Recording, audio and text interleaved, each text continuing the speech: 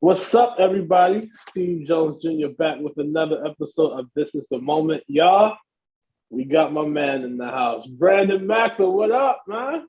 What up, Steve? I'm so happy to be here, man. Thank you for asking me to come, and I'm honored, man. I'm honored. Thank you for having me, bro. Bro, how have you been?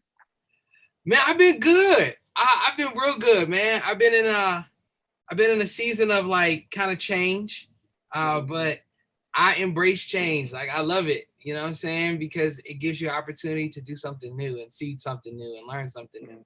So I've been good, man. I've been real good. I can't complain one bit. I can't complain one bit. I stopped counting how many months we're in. I think we're approaching 2 years of this. Did you think the pandemic was going to be this long? No. I'll be the first one to tell you. Nah.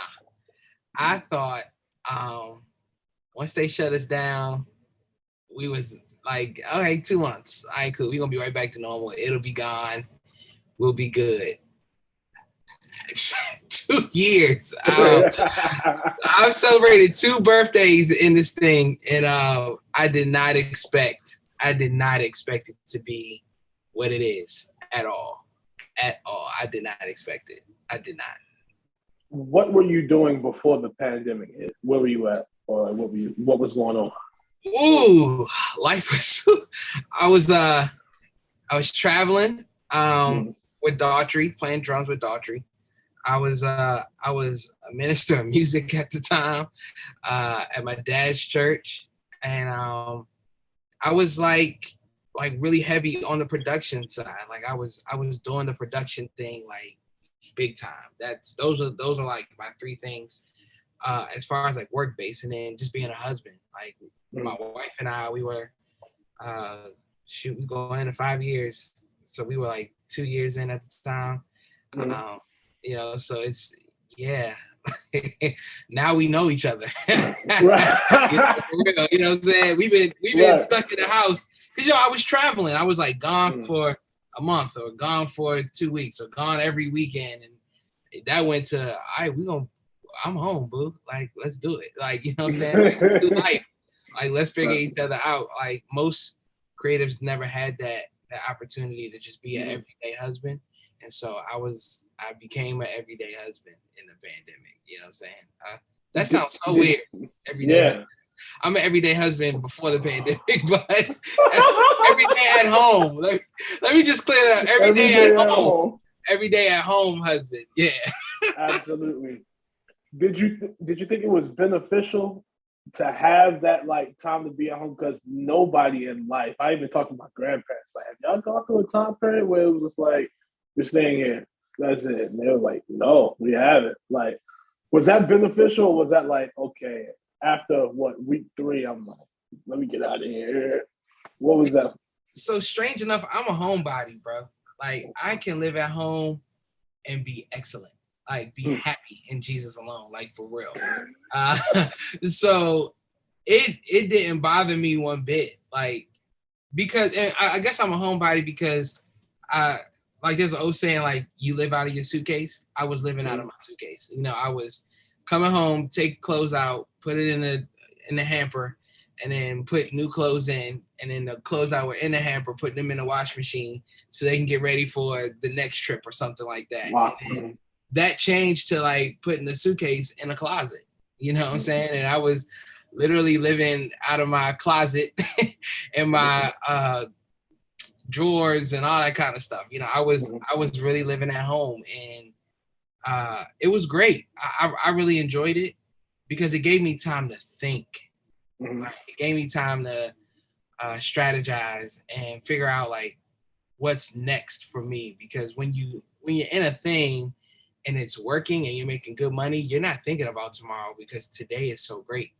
And so I think one thing that the pandemic did that was fantastic, it made everybody like rethink their today. Like, what am I doing? What have I been doing? Why am I not doing the very thing that I really want to do? And that's because the thing I'm doing, I enjoy.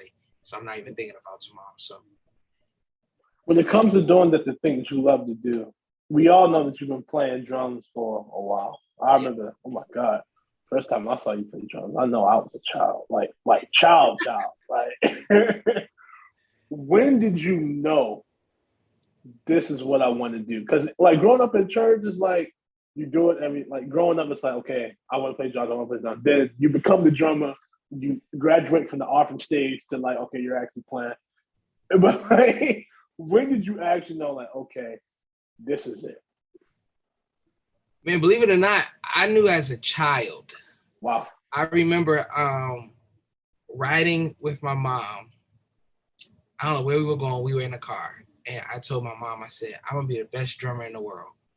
I'm going to travel and I'm going to play drums for all the artists and I'm going to see the world playing drums. Now, I never became the best drummer in the world. So that goal is gone. That goal doesn't exist anymore. I just went ahead and threw that one away. But to be able to achieve the goal that I set out to do, which was just travel the world, play drums, and work with different artists. That's just been incredible. Like that's made it A1 for me. Like A1 for me. So I knew as a child that this is what I wanted to do. It's changing now, and I'm sure we'll talk about that. You know, a little further down the agenda. But yes, sir. I knew as a child drums was it. That was it. I wanted to play drums. That's all that mattered to me.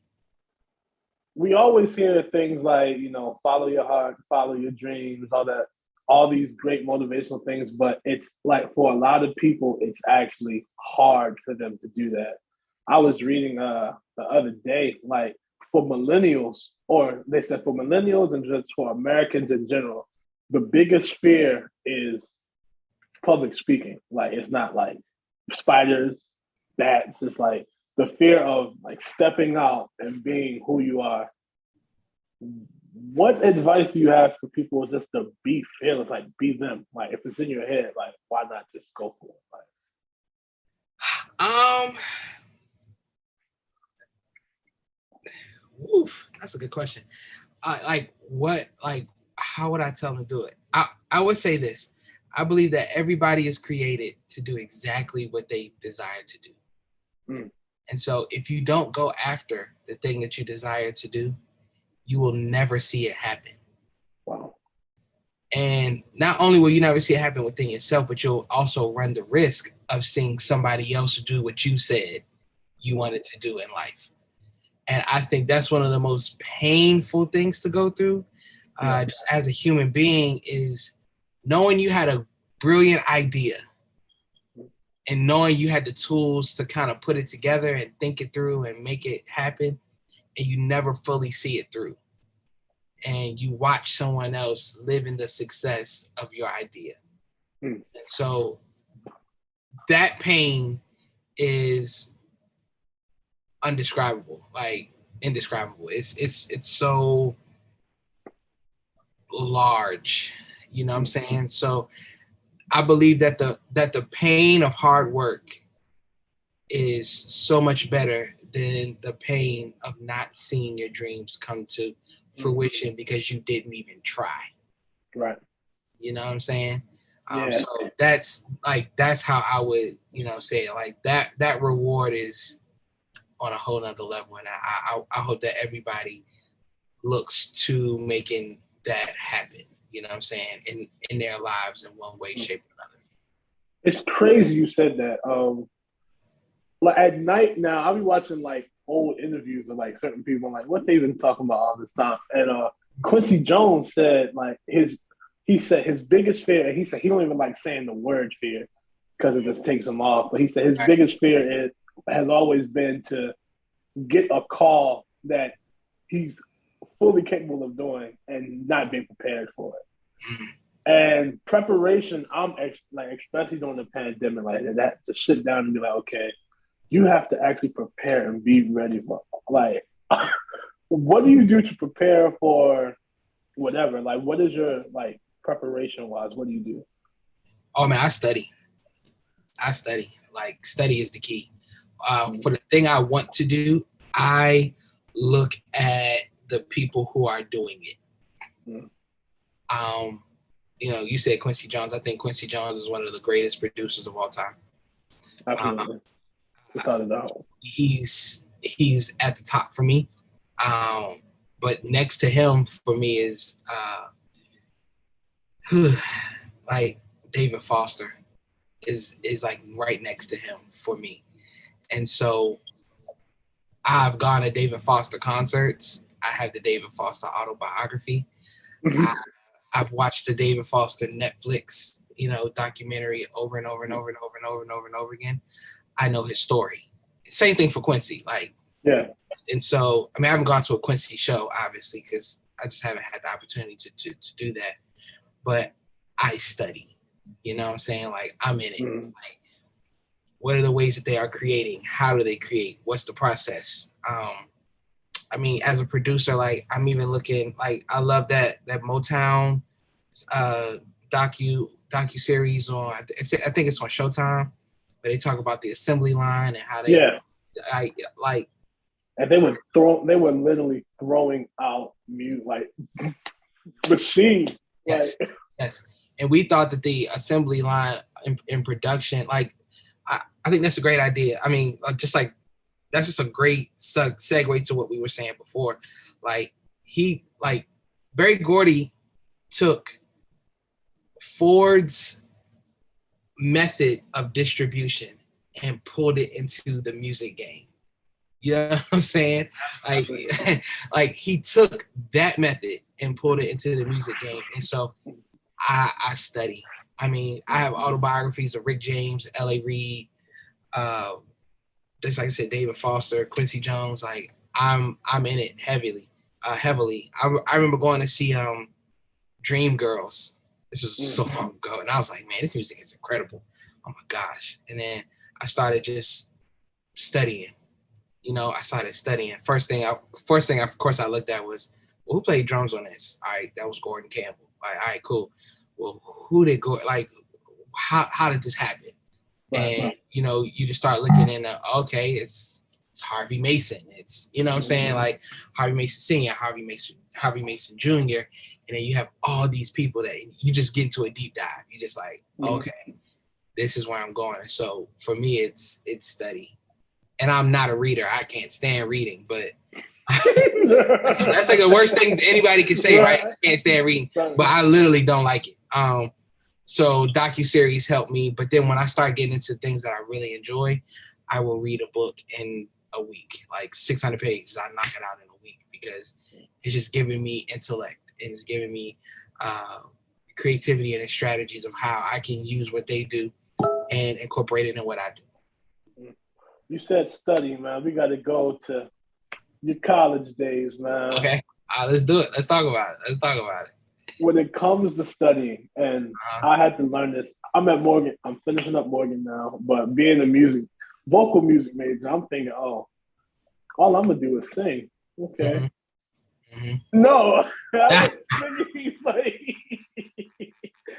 literally this. But when it comes to actually studying the craft at Berkeley, like, how was your experience when it comes to being a student? Okay, so the experience was in being a student, it was not what I thought it was going to be. Because I'm gonna let you know, a lot of people think, and I tell people all the time, if you really think Berkeley is going up to Boston and making YouTube videos, you're highly mistaken. Yeah, no, you're wrong. Yeah. You're dead wrong. It's not that at all. It's not that at all. It's ear training, one, harmony, one. It's really like putting you into the theory of music and understanding like how it all works together. You know, understanding circle of fifths and major keys, minor scales. You know, all the modes from Mixolydian to Lydian, Dorian, Phrygian. You know what I'm saying? It gets into that, and you ain't playing. Like, you're not sitting down at your instrument and, you know, making all this incredible music with other people. Like, you have that opportunity, but that opportunity is like 10% of the pie. maybe 20% of the pie, but you're in class and you're really learning music theory and music fundamentals. And so when I walked into that experience, I was like, this is not what I signed up for. What is this? Like, right. Where are the drums at? Like, somebody sent me to some drums. And then even when I had drum class, I had, rest in peace to the great Ralph Peterson. I had Ralph Peterson. Wow. And so Ralph Peterson was like, oh, y'all not about to sit here and just like, wail away on the drums and get your rocks off. Nah, we about to study the anatomy of drums. And, yeah, like we were like, what? And he was like, yeah, like put your sticks away. We that's not what we about to do. And so we started talking about like how drums are made, different shells and different companies, how they came around, how Vita Zildjian was just doing all these like just monumental things like way back, you know what I'm saying? And how some was, how they came from Turkey and blah, blah, blah, blah, blah, blah, blah. You know what I'm saying? And so we were like, just disappointed in a way. Like we really were. We was like, this sucks. But I will say, I'm so much the better for it. I will not lie to you. If it wasn't for me in those classes, I wouldn't be where I am now. Just straight up. It's funny that you said that because I think on the collegiate level, like your instructors, because they don't get evaluated. So they have free reign to teach you the way they wanted to. And hearing that, like, oh, we're learning to study, like, history of drum. Like, I had one voice lesson where the entire voice lesson, I did yoga. Like, he was like, okay. I was sitting there, he was like, okay. And I'm like, yo, what about sitting there? Like, nah, we gonna get you right. Yeah. So I'm like, huh? Yeah. Do you see yourself later on, or like whenever in your life, teaching on the collegiate level? I don't see myself. Or just teaching in general. General. So I wouldn't call it teaching. Where I see myself more so is just in mentorship. Ah, got you. That's where like I'm headed that way, full steam, all the acceleration in the vehicle. Like I'm heading towards mentorship. Like I want to help, the next generation understand how the game works and give them my story, tell them my pitfalls and my failures because there's a ton of them. And just show them what they can become and what they can be and who they can be and all the possibilities. Because sometimes, or I'll say for me, I walked into Berkeley thinking I was going to play drums for the rest of my life. You know what I'm saying? And that was a harsh reality because I was sitting there looking at, teachers who thought the same thing and it didn't happen for them. You know what I'm saying? And so that kind of I started to open up my mind to all the different jobs and all the different opportunities there are within the music industry. And some people, drums will get you there or your instrument will get you there, but it won't necessarily sustain you into the longevity of how this music industry works. And so that's where I'm at. I wouldn't call it teaching at this point, but definitely mentorship. Definitely so. You said jobs. I'm glad you said that because in high school, I know for me, when I said I wanted to be a musician, it was like, what? Yeah. Being a musician doesn't make you, like I've heard church, school, like I literally went into Morgan civil engineering major thinking like, okay, music's not gonna make me money until that first semester came around. I was like, okay, I'm gonna do music because this math class, I'm sitting in the front and I'm like, I don't know what's going on. How important for anybody, whether it be music, whether it be whatever they feel that their drive is, like how important is it to not worry about a job, like worry about your passion, like if it's in you and it's burning you? What advice do you have for that? Oh, I mean, I think that's the chief. Like that's the prominent, place to keep your mind. As long as you stay passionate, your passions will lead you to the next place and the next place and the next place. And that's my story now. Like I thought playing drums in church was gonna just be the end all be all for me, and it's absolutely positively not. You know what I'm saying? And it's not a bad thing. It's just once my mind started opening up to other opportunities, I realized that where my mind was at the time was not big enough for my passion. Wow. You know what I'm saying? And sometimes our environments can dictate what our, like, how far our passions will take us. But it's our job to keep the passion burning, because the passion will allow you to keep studying and seeing other things. Like, your passions will say, I want to go to see, I don't know, Justin Timberlake live. And then you get in that room and you see all the lights and you see the stage and you see the drums and you see the consoles and you see all these people working behind the scenes, and you're like, man, I can do this. And then that sets you on a trajectory to get to that place. You know what I'm saying? And so our passions do that for us. So at least my passion did that for me. I remember going to see Stevie Wonder live in Madison Square Garden. Woo! And it changed my life. It changed my life. It changed my life. Like Stanley Randolph, Chris Johnson playing drums, Frederick Yonette was there. Yeah. I mean, it was like Tommy Sims was there playing bass. Like, it was, it changed my life. One of the moments was just like, it changed my life. So I believe that keeping that passion at the highest point will lead you to really just accomplish a bunch of amazing things. Ava DuVernay has said, if your dream only includes you, it's too small. Yep. How important is it to not only surround yourself around the right people when it comes to growth? Oh man, when it comes to growth, I mean, if you are your circle, you ain't going nowhere. That's just the truth. If you are your circle, you ain't going nowhere. Relationships, in my opinion, are the highest currency in this industry. And so you build relationships by building your circle. Like, your circle dictates your relationships. And so the bigger your circle, the bigger your opportunities. You know, the smaller your circle, the smaller the opportunities, or you're going to have to work extremely hard or be just like this virtuoso of a musician or a creative or, you know, videographer, whatever you do. You're going to have to be like just virtuoso that people are just breaking down the doors to see you. And even then you'll become like the face of whatever you're doing. You'll be the artist, and then you'll find yourself in an isolated place, you know? So relationships are key. I've learned to keep people around me who are doing way better than me, and people who are around me that have the passion that I used to have. And that's a whole statement. That's a whole story within itself. Wow. Keeping people around you who have the passion that you used to have, because the passions that I used to have, just honestly speaking, they don't burn the same way.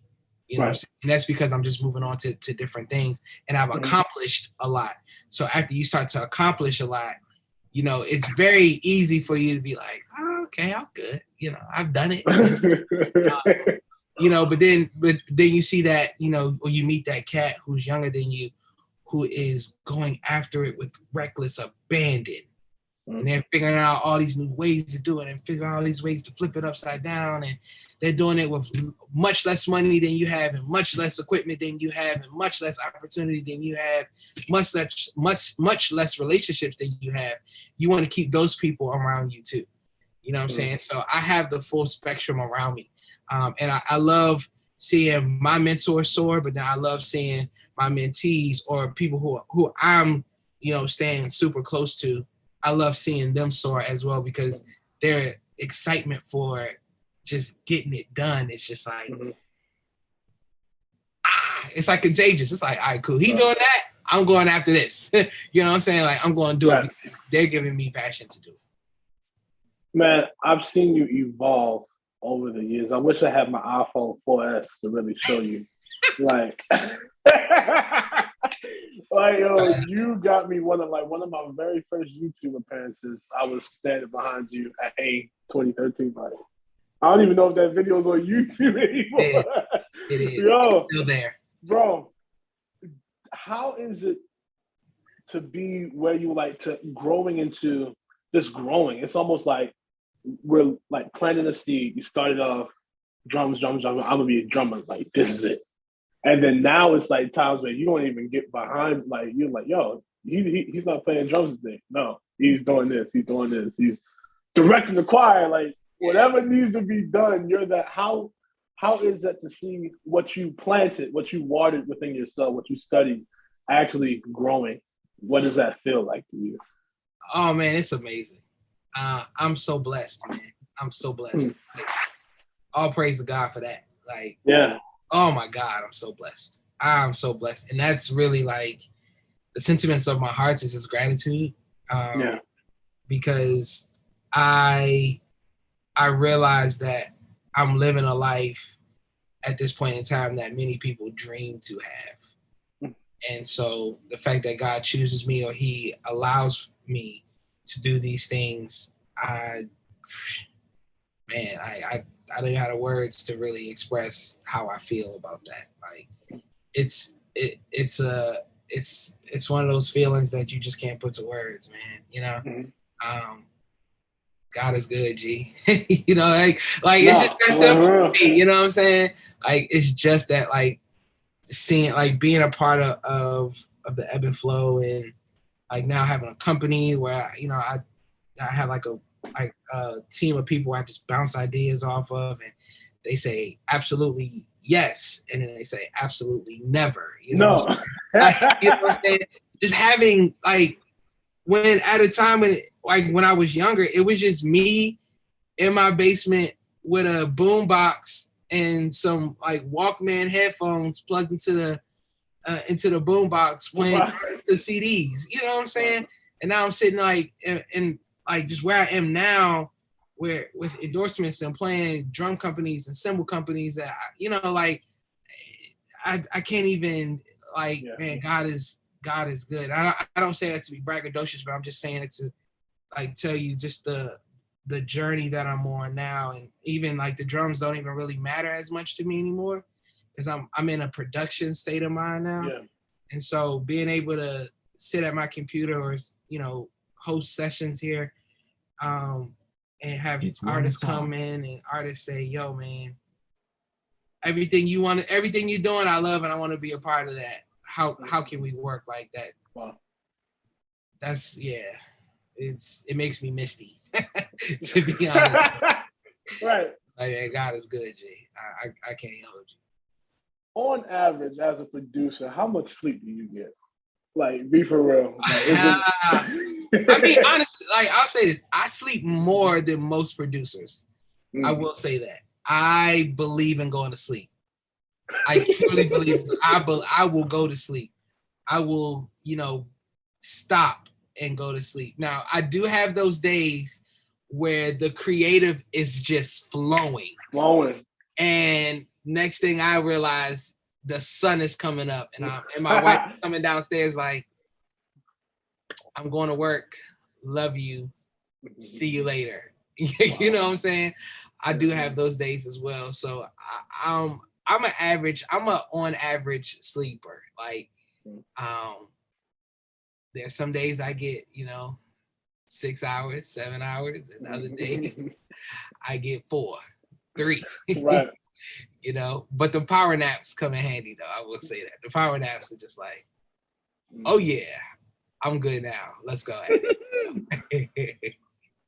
When you dream, like a lot of people, for dreamers in general, a lot of people just stay at the thought in their mind, like, oh wow, I had a dream that whatever happened. Mm-hmm. What do you do when you dream of something? Like, what is your strategy behind going after it? Do you just keep it there, or is it just like, I dream this, I have to do it? Like, where do you go when you dream? Like, what do you do? So when I dream, my dad is a visionary. So like everybody who knows my dad's a pastor. He like pastors a church here in the DMV, and he's a visionary. I mean, he can walk into a warehouse and in a moment he can just start decorating that warehouse and turn it into a church in seconds. Like, that's just the kind of person he is. where we have genetic similarity. I say even non-genetic similarity in a way where it's just like spiritual, just like impartation. I can do the same thing with creative strategies. So when I dream, I see the thing and I experience the thing.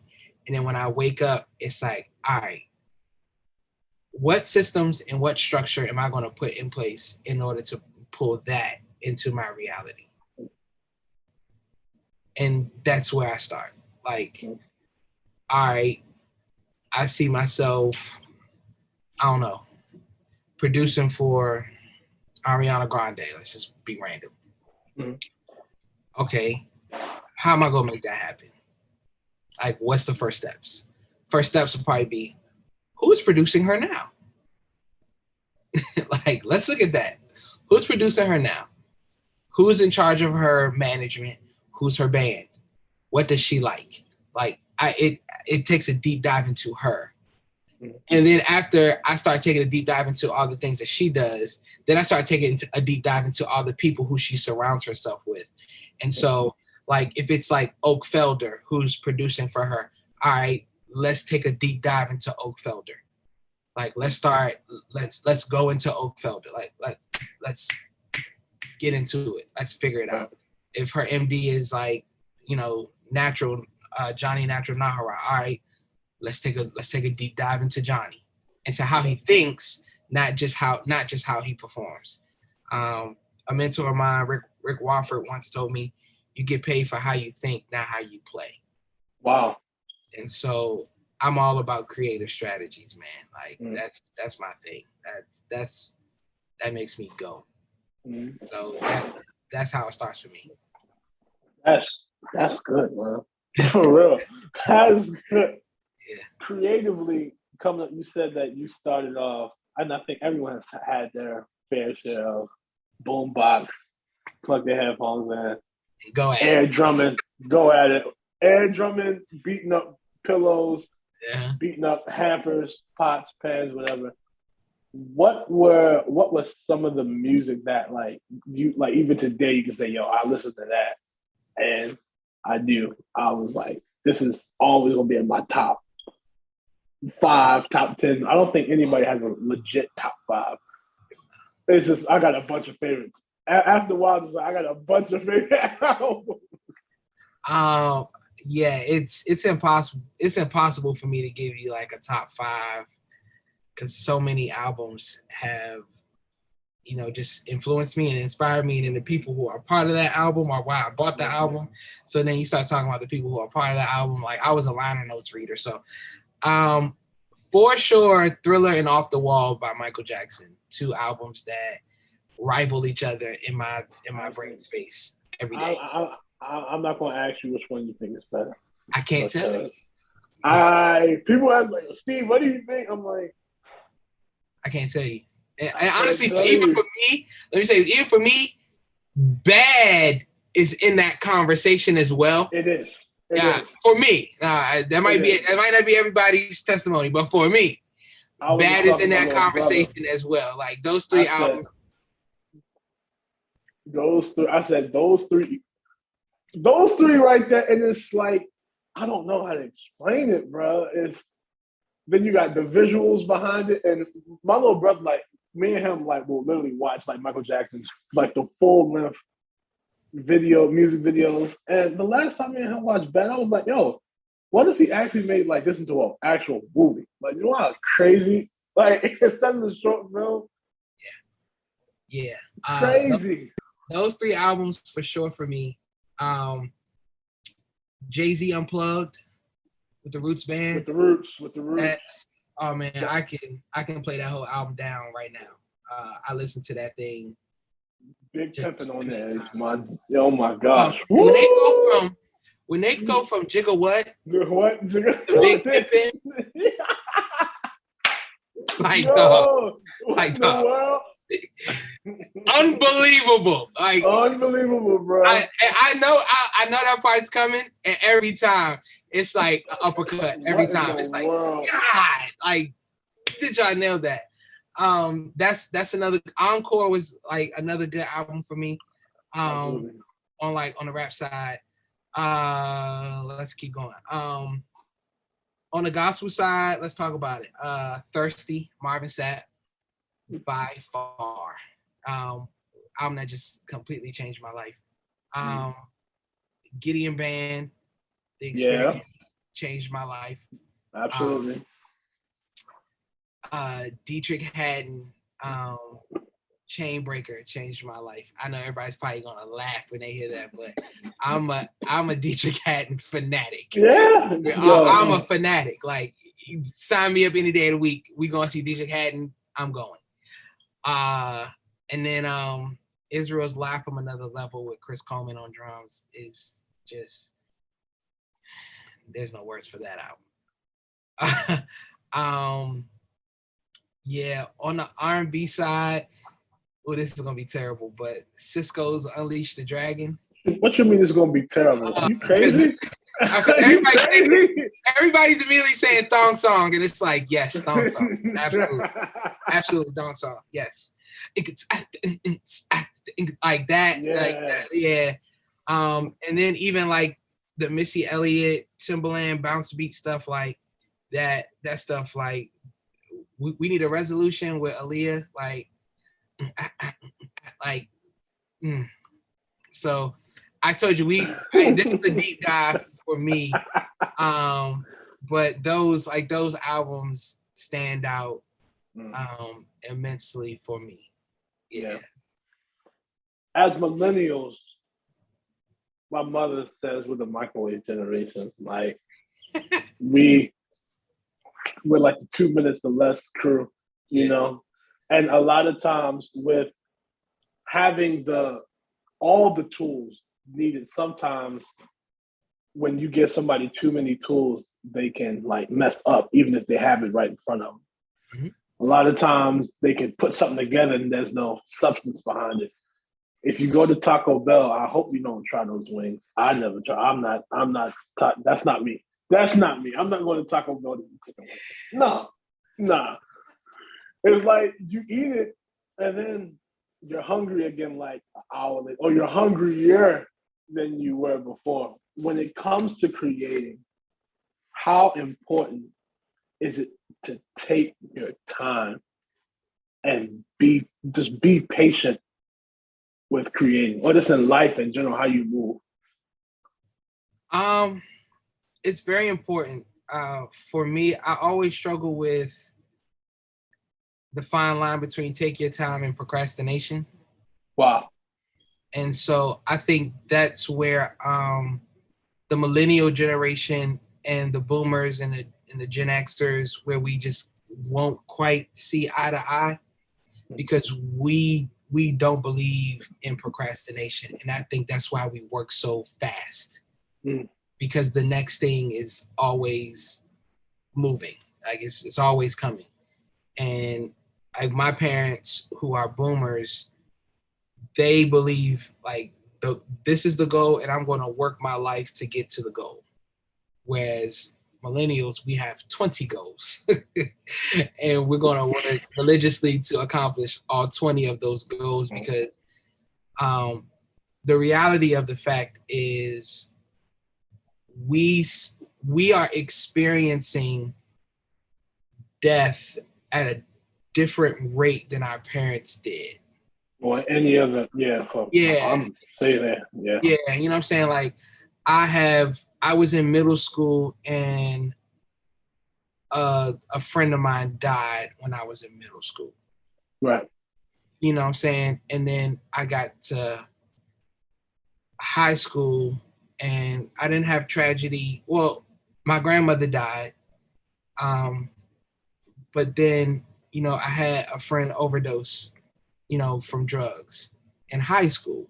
Right. You know what I'm saying? And then I get to college and then one of my friends from high school passes away tragically.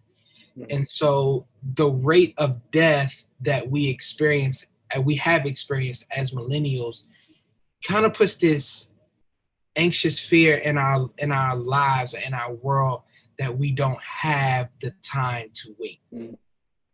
And so that's why I said that there's a fine line between the two of us, because what we're experiencing, like, you know, our parents probably, or, you know, the generations before us, they probably have a few stories where they have, like, you know, close ones die.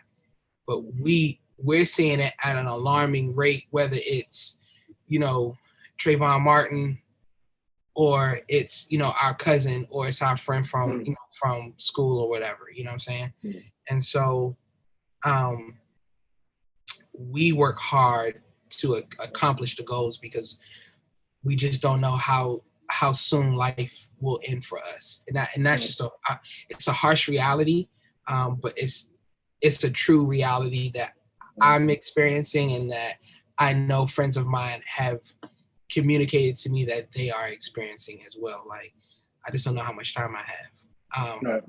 But with that being the case, it's also good to have a plan before going into the process of finishing. And what I am seeing from a lot of millennials, we don't have a plan. We just have a goal. Wow. And we just want to accomplish the goal without putting a plan in place to accomplish the goal. And so I'm like, even with production, I wait until it comes to me. Mm-hmm. How I'm going to move, what the direction of said song is. And when I say it comes to me, I mean personnel, sound design, mix engineers, background singers, arrangement. Like, it has to be clear to me, and clear, like, in my ears, clear in my heart, clear in my brain. And they all have to marry. Once that happens, I know how to put it in place to make it go. But early on in my production, I was not waiting. Like, you know, early on, I was just like, okay, let's do a song. All right, cool. Let's do this. And like, a lot of songs came out half-baked. I think that's normal for every producer. You know, you kind of look back at the early songs, and you just didn't have your process down. But for me, like, now that I have my process, I stick to my process religiously. I don't move away from it. And I keep my team, or I keep the team who works with me, I have them keep me accountable that I'm not rushing into doing a thing, to, you know, finishing a thing before it's time to finish it. So I hope I answered that question. I know. No, you did. I took a real deep dive with that, just out of experiences. But yeah, man, like, police brutality and all, like COVID. Yeah. Like let's say COVID, for example. Like, that's like, we've seen 100,000 plus people die in the course of 2 years from a sickness that nobody can't even see.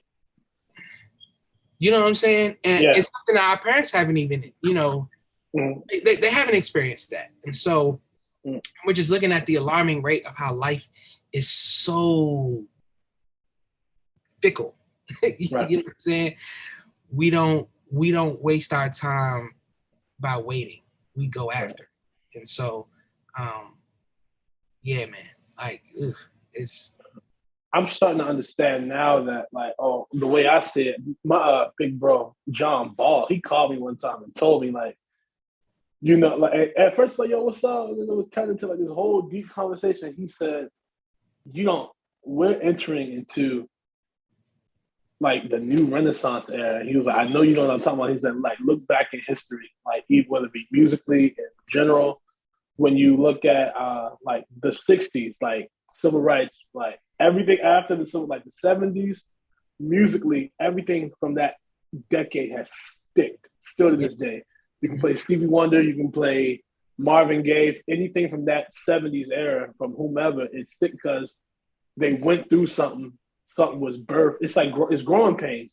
And then once it came out, it's saying that even back, the Harlem Renaissance with big bands and Cab Calloway, Duke Ellington, Langston Hughes, like, all these people. You can even go back to the actual Renaissance era, which is one of the, I hate saying that. I'm sorry, I just thought about school. Like, that era was the worst, bro. I'm like, get me out of here. Let's fast forward. If you like, look, I think we're at the point in time where, yes, we've lost a lot, but I definitely believe that. I know for a fact we serve a God that's like, you're not about to lose all this, and it's like you're definitely there's gonna be reward after it. Where do you see yourself? You 2 years into the pandemic, where is Brandon Maclin going? Let's say, or where is he going to be at 5 years from now? Oh man, I'll be away from the drums completely in 5 years. I'll be completely away from the drums in 5 years. I will be in content creation, mentorship, and I'll be in mogul mode. And I know that's probably a weird thing to say, but I'll be in mogul mode. In 5 years, I'll be 36. Golly. I'll be 36, and I won't be trying to build my life off of what I dreamed about when I was 16. I'll be building my life, or I'll be in a space where my life is being molded for my children and their children to live a life that they say my dad and or my granddad was a pioneer. He had a huge legacy. He impacted the world, and he gave me all the tools that I need in order to be successful. That's what the next 5 years look like for me.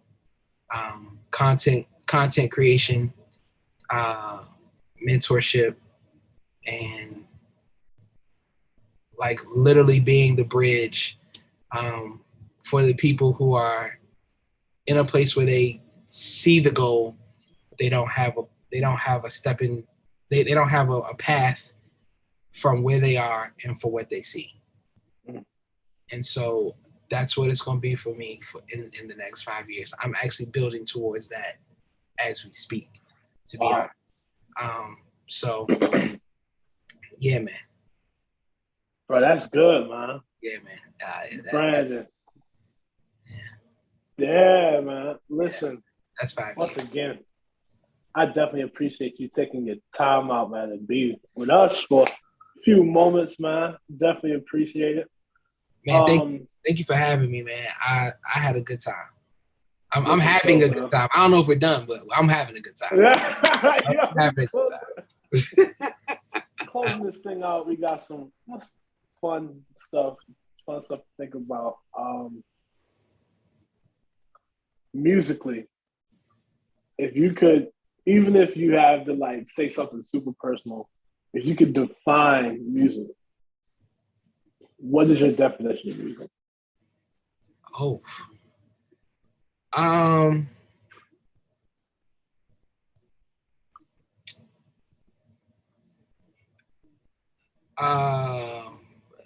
I would define it by saying music is the universal medicine to heal all. Wow. That's what I would say. Man. Yeah, that's what I would say. It's yo. Yeah. That's it, man. It's the cure. Yo. It's the answer. It's love. It's peace. It's God. It's everything. It's the cure. That's how I would answer that question. It's the universal medicine that will heal, can heal, has healed all things. Wow. Yeah. Y'all, that's it, man. Appreciate y'all tuning in. Y'all be safe. Keep y'all mask up. If you feel sick, if you think you're sick, if you're having sick thoughts, stay in the house. Stay home. Stay home. Stay home, please, yo. Listen, man. Y'all go after y'all dreams. Write the vision. Make it plain. Recite it. Go after it. Don't wait for God. God's going to do it. He's going to do him. You got to do something in the meantime. Peace out. Go out and get it, man. Ooh.